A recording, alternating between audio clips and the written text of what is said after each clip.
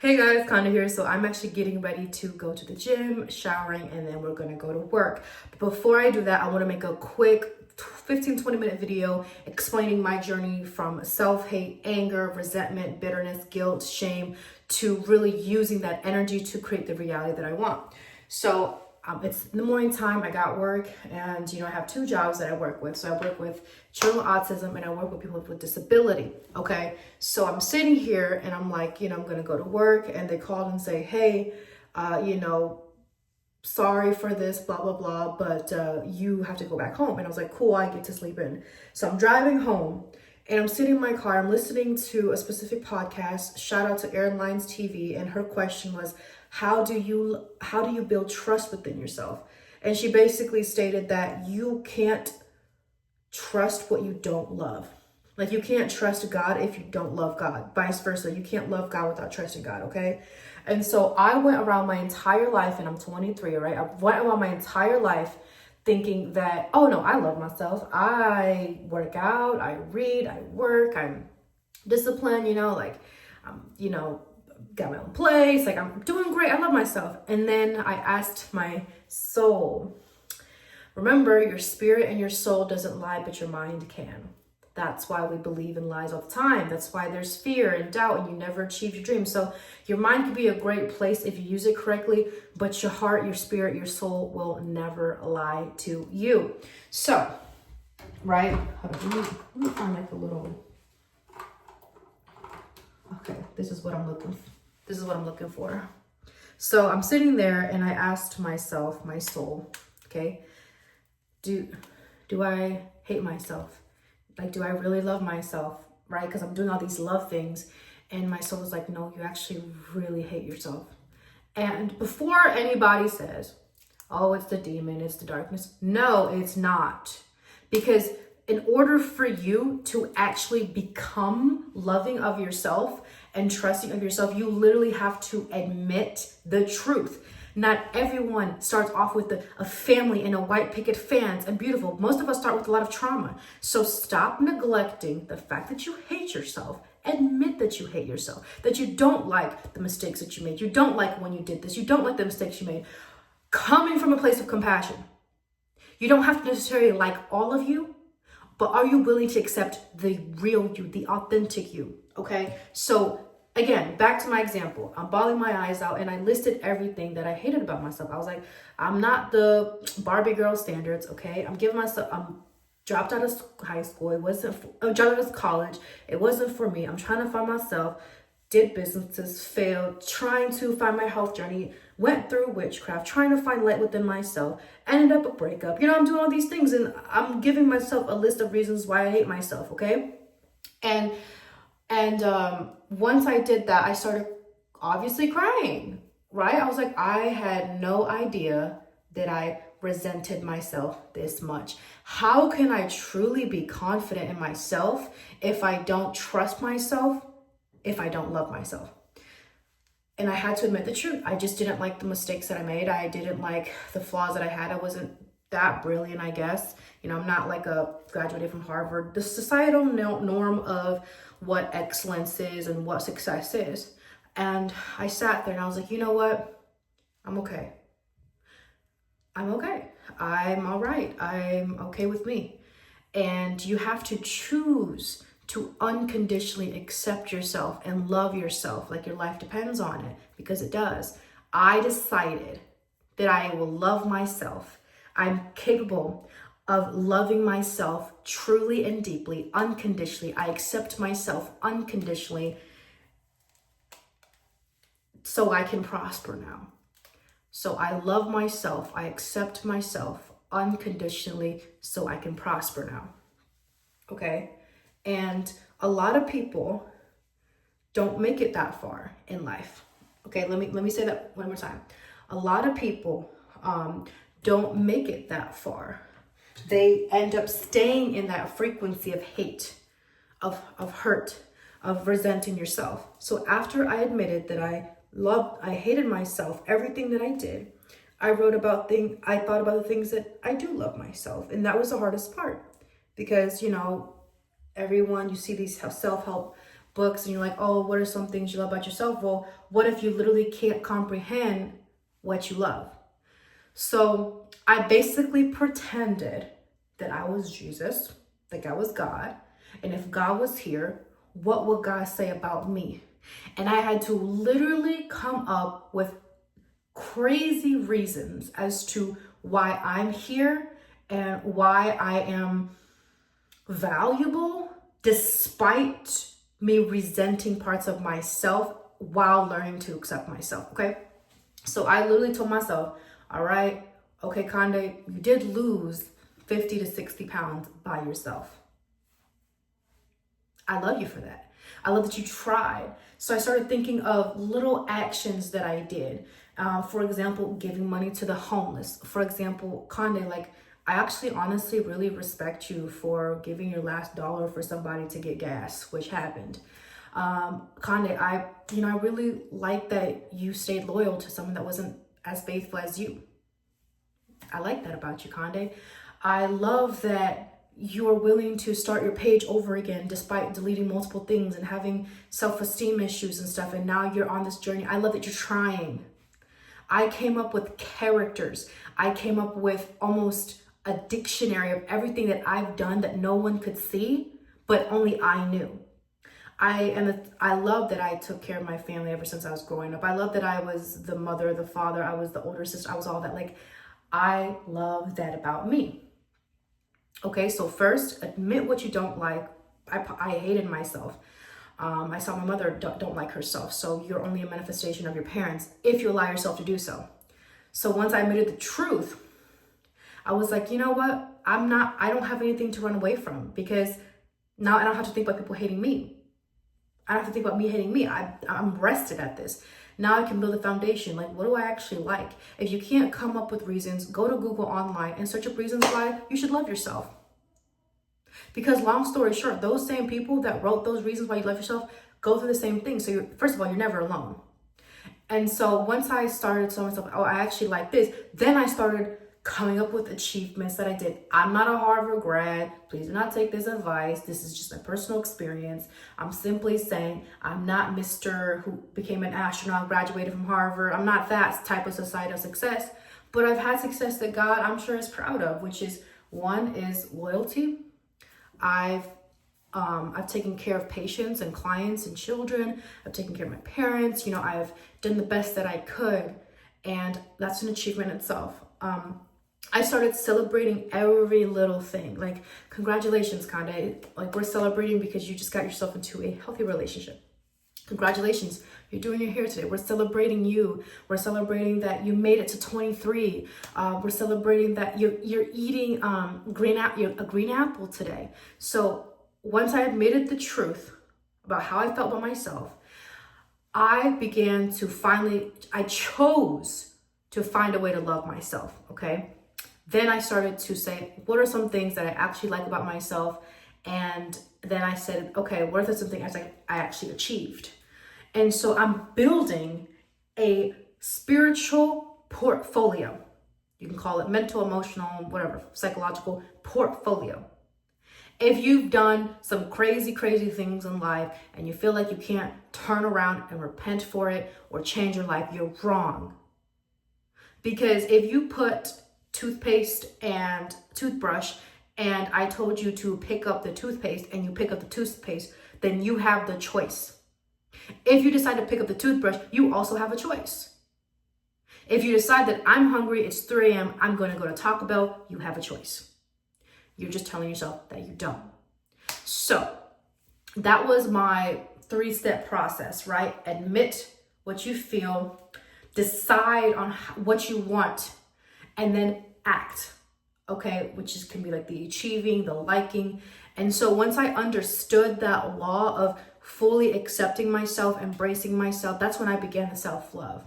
That's when I'm like, I'm going to do my hair today. I'm going to do my nails today. I'm going to eat a green apple today. I feel tired. I'm going to rest today.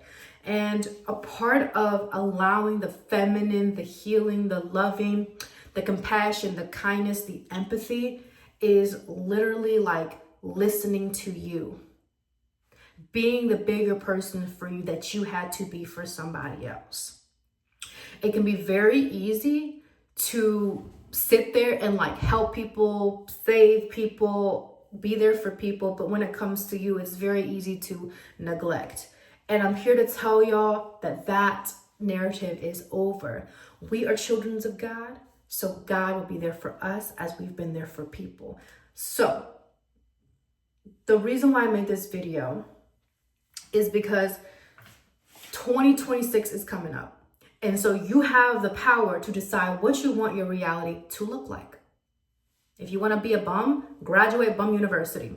If you want to be successful in your own way, by all means, please do so. I'm not here to force you to do something. I'm not going to judge you if you don't or if you do. I'm simply holding space for you to decide on what you want. Now, I'm going to give you guys 3 reasons why I believe you should give it your all and pursue your soul, embody that consciousness of love and of light, and to escape the rat race, the matrix, okay? Number 1, everybody in this world had a role to fulfill, whether good or whether bad, quote unquote, so you can be here. There are times where your mother has cried tears that you don't know about, or that your father's beat, but he shows up to work every day because he knows that if he doesn't do what the boss says, who might be mean or nice to him, you won't have a place to sleep. Or that even the police officers, the firefighters, the teachers, although we live in a matrix, in some way, shape, or form, it has molded us. Because sometimes we don't realize the things that people have done because we're so busy protecting us that we completely forget that God exists. We completely forget that good people exist.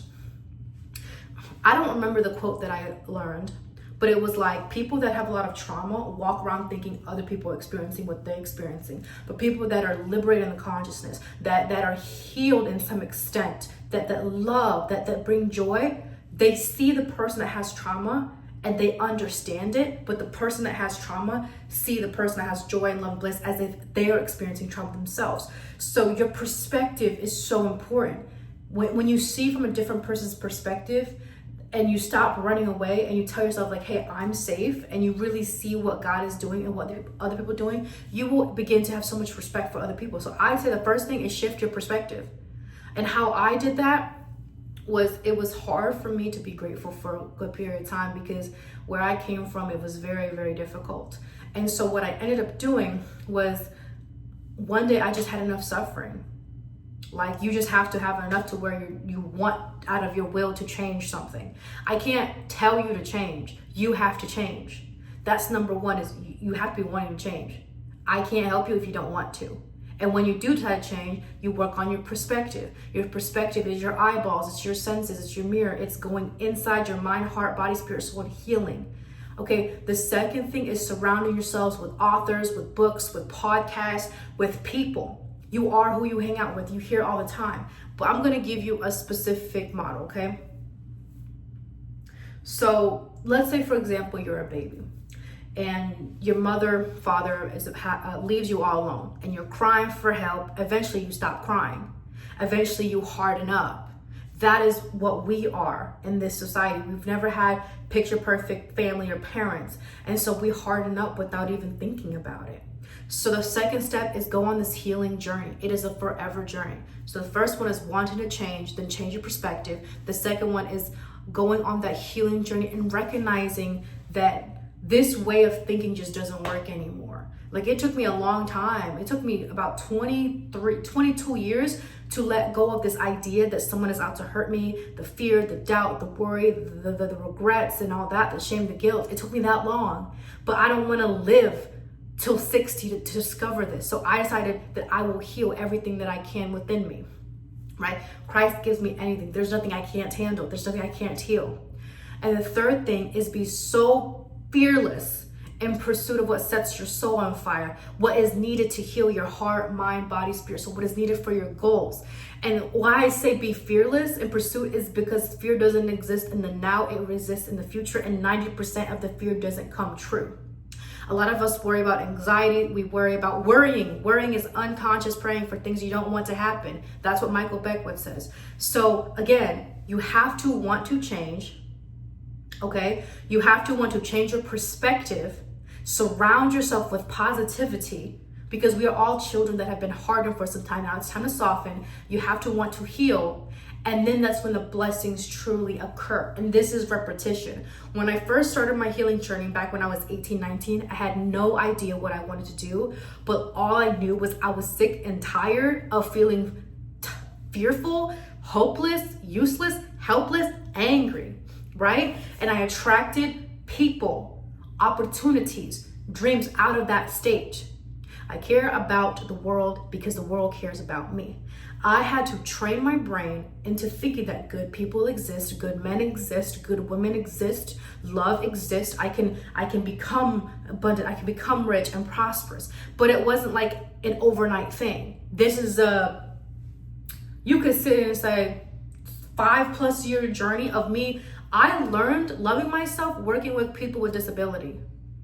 I learned to trust myself when I'm handling so many clients and managing my life. So this whole BS of read a book and apply, yes, but you learn certain different lessons and different timelines of your life, so give yourself grace. And like I said, I made this video because I wanted you guys to understand that it is okay to fail, to be angry, to be shameful, to feel guilt, to feel like everything is going wrong. But what is not okay is not finding the answer for yourself, because you owe yourself the world and more. Like I always say, the world is your oyster. It bows down at your feet. God wants to give to you. The only difference between you and the successful version of yourself is not even the mind, it is the heart. I will say it again. Yes, the mind is great. It can manifest, it can think, it can produce, but your heart is the why and your mind is the how. Right? Your why has to be more powerful. It's the one that you get up in the morning. So for me, I have a little sister and I can't imagine her hating herself. So I'm like, I gotta figure this out. I gotta put this in a loop. I gotta figure out how to love myself. I gotta figure out how to let go of this fear. I gotta figure out how to love myself, trust God, trust men. I have to learn how to soften, because if I harden, what do you think she's gonna go down as? The same thing. So your why has to be greater than you, has to be greater than your family. And I'm thinking about all the girls who want to feel like girls but just feel like they have to harden. I think about them. I think about God's children who need all the help that they can get. And so my reason, my how is beyond me and my family. It's for God. And then also as well is how. Like, how can I do something? How is one, God is all there is. God is all there is. God is all there is. 5 words. Okay, God is all there is. That's my how. I'm working out, I'm reading books, but the how, I leave it to God. So again, your why has to be greater than your how. Now rewrap. So you might hate yourself, you might feel shame, you might feel guilt, but recognize it, own it, admit it. Then tell something that you do like about yourself. Go on Google, find books, find reasons to keep on living, right? And then once you change your perspective, choose a decision to heal, choose a decision to grow, choose a decision to learn.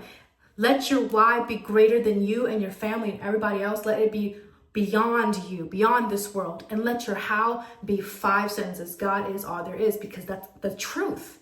And so my mind is wrapped in truth and wisdom. My heart is wrapped in love. And that is enough to get me from anger, shame, resentment, this low frequency level, to love, authenticity, and bliss. And it's not easy, It's not easy, but it's doable. It is absolutely doable, okay? You have the power to change anything you want in your reality. And guess what? Don't give a crap about money. Don't give a crap about your car, because at the end of the day, emotions don't discriminate. They don't discriminate. Pain doesn't discriminate. Suffering doesn't discriminate. So I'm here to show you guys, you have it. You can do it. You've done it before and you can do it again. Like I always say, be fruitful, go forth, and multiply consciousness. Also, by the way, this is my hairstyle. I did like a overnight braid. I'm about to go to the gym, then work. Love you guys so much, and I hope to make another video.